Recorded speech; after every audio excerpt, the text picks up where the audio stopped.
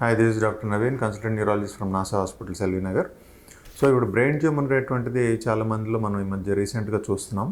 అంటే మనకి ట్యూమర్ అనేటువంటిది ఏంటంటే అబ్నార్మల్ ప్రొలిఫరేషన్ ఆఫ్ సెల్స్. బ్రెయిన్లో కనుక కణాలు ఎక్కువ ప్రొలిఫరేట్ అయితే, అంటే ఎక్కువ తయారవుతూ ఉంటే ఒకదానికొకటి, అది కంటిగా మారుతుంది. దానివల్ల కొన్ని లక్షణాలు వస్తాయి.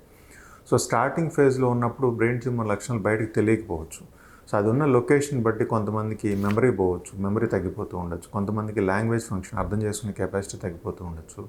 కొంతమందికి ఒక కాలు కానీ ఒక చేయి కానీ వీక్ అవుతూ ఉండొచ్చు. కొంతమంది స్పర్శ జ్ఞానం ఒక భాగంలో పోవచ్చు.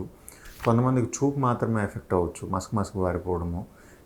కొంతమందిలో వినికిడి శక్తి తగ్గిపోతుంది. కొంతమంది పిట్యూటరీ ట్యూమర్స్ వంటి వాటిలో ఏంటంటే ఎండోక్రైన్ ప్రాబ్లమ్స్ వస్తాయి. అంటే థైరాయిడ్ హార్మోన్ ప్రొడక్షన్ తగ్గిపోవడం కానీ, ఎక్కువ అవడం కానీ, ఇటువంటి ప్రాబ్లమ్స్ వస్తూ ఉంటాయి. సో ఇలా రకరకాలు ప్రజెంట్ అవ్వచ్చు. అయితే ట్యూమర్ ముదిరే కొద్దీ, అంటే పెరిగే కొద్దీ, సైజ్ పెరిగే కొద్దీ తీవ్రమైన తలనొప్పి రావడము, వాంతులు రావడము, నడుస్తుంటే తూలి పడిపోవడం, ఇటువంటి లక్షణాలు కూడా యాడ్ అవుతూ ఉంటాయి. సో ఇటువంటి ఏమైనా లక్షణాలు గమనించినా కూడా మనం ఎర్లీగా డాక్టర్కి చూపించుకొని స్కానింగ్ చేసుకున్నట్టయితే ఎర్లీగా మనం డిటెక్ట్ చేసుకోవచ్చు. దానికి తగిన చికిత్స తీసుకునేటువంటి అవకాశం ఉంటుంది.